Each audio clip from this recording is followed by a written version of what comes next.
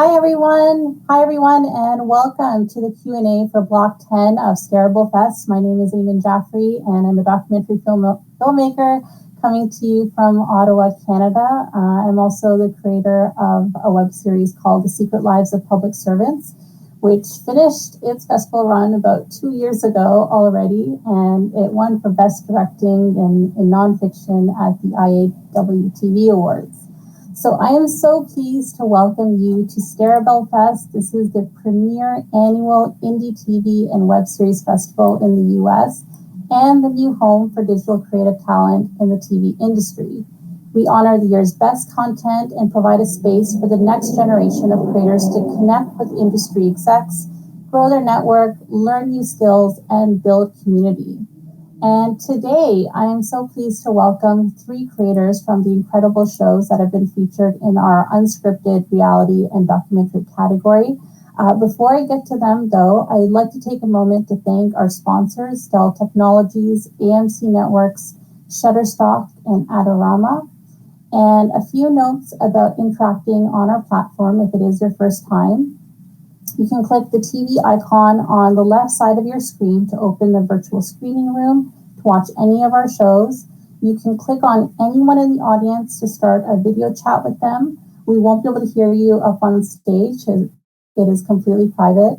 On the bottom toolbar on the far right side, you'll see a lock icon. If that's unlocked, you're able to have video chats with other audience members. But if it's locked, people can't chat with you. And if you haven't already, please allow for your browser to enable your camera and your microphone. You click the gear icon in the top right corner and change the settings to enable your camera and mic. Most importantly, this is a talkback, so we do want to get questions from you in the audience.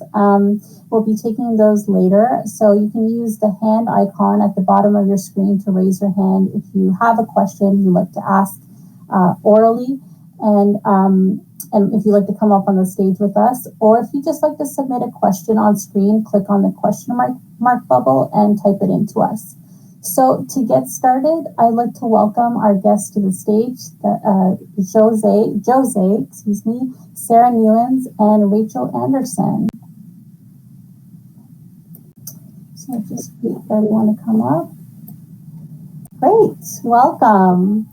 So I'd love for you, starting with José, and please correct me if I'm saying your name wrong. You said it perfectly. It's all good. Wonderful. So if you could please tell us who you are, which series you're representing, your role on the series, and where you're calling from. Sure. My name is José Barbosa. I am the director for a series called Get It to Te Papa. And I'm calling from Avondale in Auckland, New Zealand. Welcome. And what time is it over there? It's 7:05 a.m. Oh, wow. Thank you. That's all right. No problem. Sara. Hi, I'm Sara. I am a creator and director of Racist Trees, and I'm calling in from Los Angeles. Great. Welcome. And last but not least, Rachel. Hey guys, I'm Rachel. I'm calling in from Brisbane in Australia. I was the co-creator with Mary Duong, who can't be with us this morning, on Bananas. So co-creator, co-writer, and the director. Great. Well, your series are beautifully produced. Congratulations on making them, because as filmmakers, we all know how hard it is to get from the start line to the finish line. And you did a wonderful job. I'm always curious to know, especially in the web series world, what was it that inspired you, first of all, to start to create your series, and why specifically in the web series format? So let's start with José. Sure. Get It to Te Papa basically came from the mind of the kind of presenter of the show, Hayden Donnell, who was on staff with me at a website in New Zealand called thespinoff.co.nz. And basically it came from, we'd have editorial meetings every week, and he was always going, oh, I think this stupid piece of New Zealand pop culture should get into Te Papa. Te Papa being the national museum, the state-funded grand museum of New Zealand. And he mentioned it so often that the sort of CEO, I guess, and managing editor of the website went, "You should do a coffee table book," and then that somehow became a web series, and we sort of went from there. So it really came out of the mind of the sort of deranged mind of one man, Hayden Donnell. That sounds about right. yeah, definitely. Rachel, how about you? Well, Mary and I were just talking one night when we were at another festival here in Australia, and we realised that had been friends for 7 years, but had never discussed the fact that we were both Asian. And so we got talking about that, and we realised that we were a little bit disconnected from that side of ourselves, and we just couldn't stop talking about it. And then an initiative came about with a funding body here in Queensland called Screen Queensland, and SBS, a broadcasting service over here, for unscripted series. So yeah, we thought, why not create something for this? So yeah, that's how Bananas began. We both come from a web series background, I suppose. Mary had created a LGBT series over here called 2 Weeks, and I directed a few episodes of that. So it felt very natural for it to be a web series anyway, just because that was something a space that we were really excited about already. Very cool. And Sara? Well, first, I was remiss in not mentioning my co-director and co-creator. I feel terrible about that, but she couldn't be here. So I am one half of a filmmaking team with Mina T. Sun. And we have been making films together since we met in grad school a decade ago.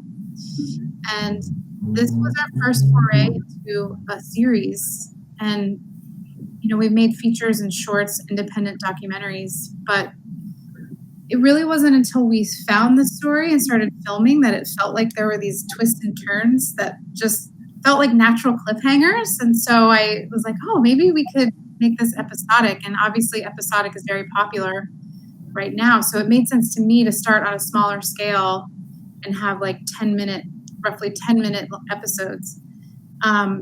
But essentially it all started from a news article in the Desert Sun. This amazing reporter, Corinne Kennedy, did a really investigative deep dive article into the history of this historically Black neighborhood in Palm Springs. And the headline just sort of leapt off the, it wasn't racist trees, but it mentioned in the byline, African-American neighborhood says trees help segregate the community. And I was like, what is this about? So, so she was our link to the story, and she introduced us to this community. And then they were gracious to let us start filming. And we were able to document the process of them trying to get these trees removed. Yeah, so it's interesting to hear all three of your takes. It sounds like it was, sort of an organic process in terms of deciding whether or not to turn into a web series, or it just kind of happened. What did you find, especially working the unscripted documentary form? How much would you say of your episodes, anyone can answer this question, do you pre-plan and you just let things happen? Because it's always interesting in short form. You have a very limited amount of time to tell the story. So how are you managing that and working in this format? For us, we had a very limited amount of time to shoot and a very limited budget. So it was really, we had to know where we were going, what we needed out of everything. And I think we always described it as kind of softly scripted. So we were kind of going kind of for a more sort of Nathan for you kind of style thing. So we really, in the sort of pre-production, we actually wrote out what would normally look like a a traditional film script. Obviously, once we got to places and interacted with the public and shot in public places, that was all unscripted. We kind of knew that Hayden needed to get something, and that was about it. It was kind of more like Curb Your Enthusiasm kind of thing, and then we just let it happen. But there were definitely bits that we just because of time and because it was more of a kind of reality show than sort of straight documentary, although it blended back and forth, that we just knew what we had to do to get in and get out and jump in the van and go to the next place. Interesting. Yeah, Curb Your Enthusiasm makes sense because I noticed a little bit of a slightly scripted vibe to it. So that's interesting. Yeah. And Sarah, Rachel, anyone can jump in here. Yeah, for Bananas, it was kind of me and Mary's first foray into unscripted work. And in addition to that, SBS were, their only apprehensions about what we were doing was, first of all, who are you guys? No one knows who you are. You're not, celebrities. You don't have like 1 million followers on Instagram. So us being on screen as well was quite fresh for both of us, especially playing ourselves. But also the style, the format, that kind of thing, it does have narrative storytelling elements as well. So that kind of hybrid style was something they felt like they'd never really done before. So we had story beats as well. We knew where we were starting, which was us wanting to discover that part of ourselves, and we kind of knew where we wanted to end up, which was having discovered ourselves a little bit. So it was kind of the in-between that we weren't as sure about in the beginning. So we wrote out some story beats, and as much as we had planned those beats, we just kind of created that environment and allowed ourselves to kind of throw it all to the side as well and just play and just see what we came up with. So yeah, that was kind of how we approached it, which to be honest with you was a bit stressful for me because I was like, I don't know what's going to happen. I don't know what my mum's going to say on camera. But yeah, that was kind of how we approached it. Well, I think for Racist Trees, we, I think because the genesis of the project was from a newspaper and connecting with a journalist, we very much just took a straightforward approach, to document things as they were happening and not really think too much about the structure and the format. And so, that really came about in the edit room when we started playing with the footage and realizing, but also having knowledge of what we were filming out in the field.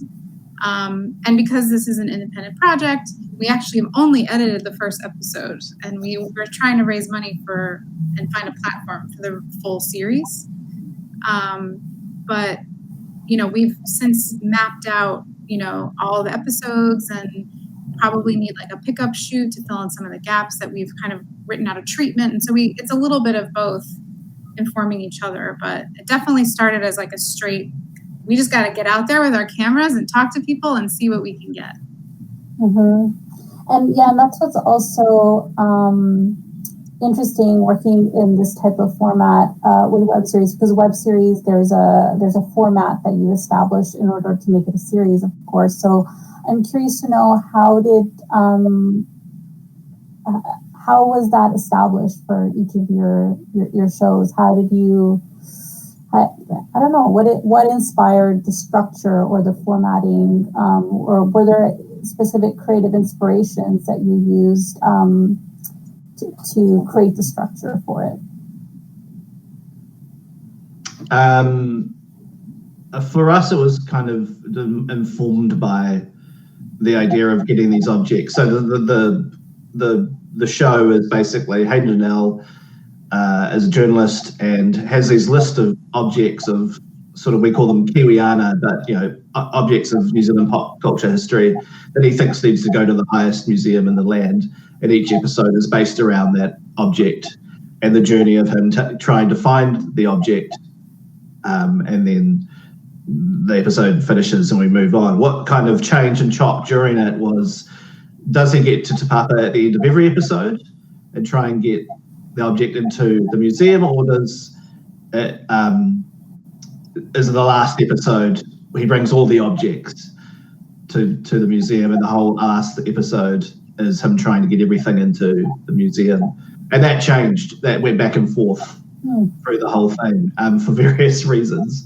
But it was fairly well. I mean, yes, he starts a journey, finds it. There's obstacles along the way, and then he finally gets it or doesn't. And that was kind of, that was pretty much locked in from the start. It was just kind of the structure of the whole series was up for grabs the whole time, and we really didn't. I think, I mean, luckily we finally managed to land on what we'd do before we started shooting, which was great.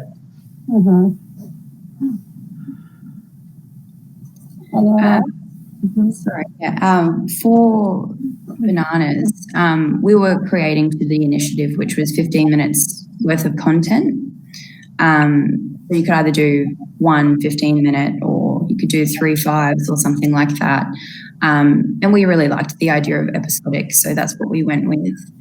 And we knew that we wanted to start off with it, with Mary and I, with it being very much about ourselves and us talking to each other and kind of connecting over the fact that we were bananas, which is like a slang word for being white on the inside and yellow on the outside.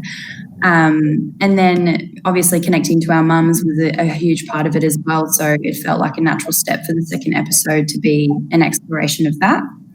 And we always knew that what we wanted to bring what we discovered through connecting with our mums to our friends and to our community. So for the third episode being the final episode, the natural step felt like doing that and having an episode where we have a dinner party and bring our friends over and that sort of thing, and debrief on what we both learned from hanging out with our mums. So that was kind of the structure that we decided to follow. Again, interesting, very organic flow to your decision making. Okay, interesting. Sara? Well, I think there's a natural arc with this story from the beginning, because there was a quest to get these trees removed. So it was very much like, will they, won't they? Sorry, my monitor's shaking. So that was like a natural arc. But again, there were like some twists and turns and some unexpected voices that came into the story, either defending the removal or opposing the removal. And so it just felt like, an episodic could allow for a little bit more of these tangents to go down and kind of unpack some more layers to the story. But there weren't a lot of web series to reference in terms of like modeling our project after. So at the time when we started filming, there was, I don't know if anybody knows Talkback magazine. They were like sort of a short-lived, but really producing a lot of phenomenal content for their webpage, and it was like like a magazine essentially, but with themes but through video. And so they were doing some episodic stuff that I really liked and looked towards. But then sadly they went away and changed to like a paywall. Now they're like kind of pivoted to a like an SBOT service. So it's interesting because I think a lot about this space and how, if it's still nascent and will blossom, or if it will just go away. Like, I don't know. Yeah, I mean, it's true. I find with the unscripted space, it's hard to see specific formats unless they're largely in reality. So I think that's a really good point that you raised. I can't believe it, but we're almost towards the end of this panel. So I just want to jump to our audience and see if there's any questions out there anybody wants to pose, whether it's just through clicking that question bubble. Okay, no, nothing yet. So we'll keep going. I'm curious to know, again, like I've kind of heard little bits about this, like lower budget, working with a company for the first time, like working with a new partner for the first time. So how did you produce each of your series? Like how did that process work or come about, especially when you're working with a specific partner? Like I believe it's for Tip Papa, you're working with the spinoff. And then Rachel, you mentioned SBS. So yeah, I'm just curious to know if you could walk us through, and Sara as well, just like, you know, as an independent producer, but like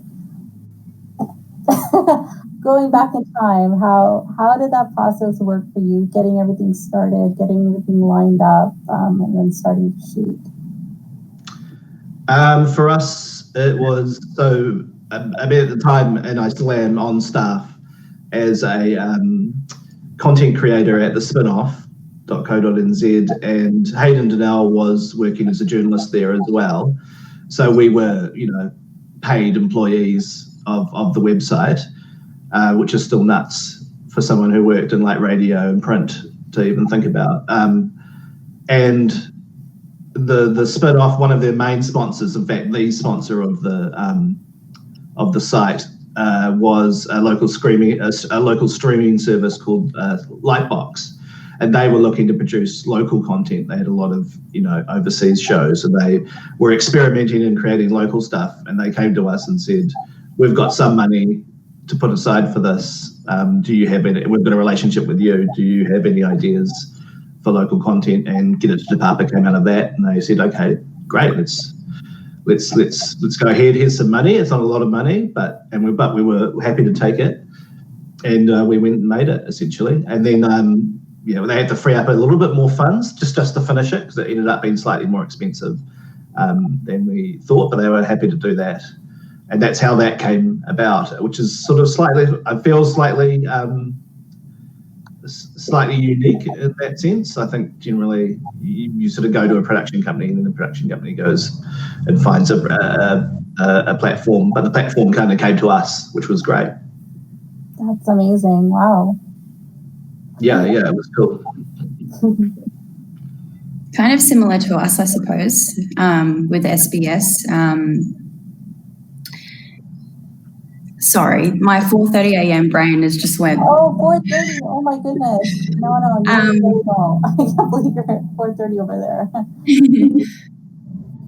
I was just asking, so you had mentioned you had responded to an SBS call out.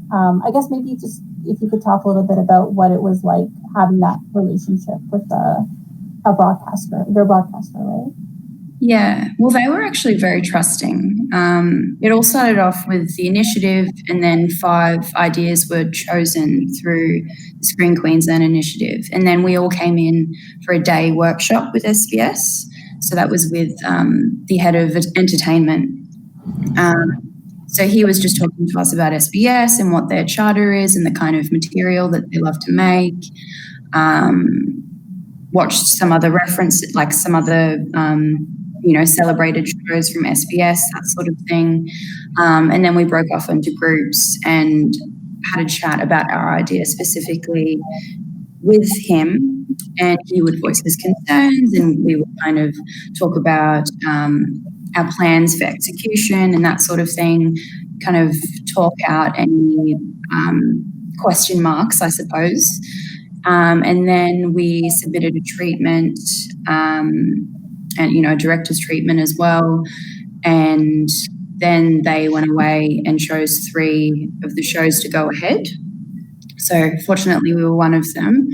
And it was co-funded by SBS and Screen Queensland. So we got 30 grand. So I was just like, I've never been given that much money before to make anything. So that's awesome. So yeah, the process there, they were just very trusting in terms of showing them first draft edits, that sort of thing. It was minimal feedback. I don't know if they were just too busy, but so it just felt like we were given money to be creative, which was probably not a very realistic introduction to taking people's money and making something. Just you wait. Just your way. It's the dream. I believe you. Yeah, I mean, we are still, as I said, we're still looking for, either a co-production partner to help us find that relationship with a platform, or just a platform who's willing to fill our funding gap. And we were able to start the project because we had a little bit of income. Mina and I sold it was acquired. We had a project that was acquired for a small fee. So not to give the illusion we actually profited, but we did. We were somewhat reimbursed on that project, and we were like, okay, let's take this as the seed money for the next thing. So we were able to, get a great DP and get out in the field, and but essentially we've got all this really great footage sitting on a drive right now. I'm an editor, and I hired a friend of mine to help because I work all the time for other people to pay my bills. And so, we were able to put the pilot together, but, I think I've made too many passion projects for no dollars at this point in my career. I'm not wanting to do that anymore. So I'm waiting for the money to finish this. Yeah, I feel your pain. I know you'll figure it out somehow, some way you'll figure it out. So we are going to wrap up. I want to thank all of you so much for this Q&A. It went by really fast. Very quickly, what are you, where can people find more about each of your work and follow you? Is there a way to follow you on social media? Please let us know. Just go to the spinoff.co.nz and I'm all over there. Yeah. On Instagram, I'm Rachel Maxine with an X on the end because Rachel Maxine was taken. But Mary's web series, 2 Weeks, is on YouTube, so definitely go and check that out. Mina and I have a small production company, and it's called Wild Pear Films. So that's PAIR, not the fruit. So yeah, that's like an overview of the work that we've done. But I'm not much on social media anymore because I watched The Social Dilemma, so I deleted my Facebook. Fair enough. Well, I admire you that you were able to finally pull the plug. It's difficult. Yeah. Great. Well, thank you again, especially to José and Rachel for being up. Well, especially Rachel for being up so early to participate. Yeah, we really appreciate you being here. If people in the audience, if you would, and actually to our creators, if you'd like to stay and network, you can stay in the room. If you see somebody you'd like to talk to, you can click on their picture for a private chat. And I'd also like to say thank you again to our festival sponsors, Dell Technologies, AMC Networks, Shutterstock, and Adorama, and to Stareable and all the people behind the scenes that have made this happen, even in COVID times. It's so nice to have something that feels a little bit like a real screening room, So we'll see you next time. Our next session is from 4 to 5 p.m. Eastern time today, a panel on narrative storytelling as activism. It's featuring Shannon Lee, CEO and owner of Bruce Lee Family Companies, Chris Holt of AMC Networks, who's worked on shows for Fox Searchlight, Disney, Lifetime, Hallmark, BT Shutter, and AMC. Thank you so much, everyone, and have a great day. Thank you. Thanks for having us. Thanks.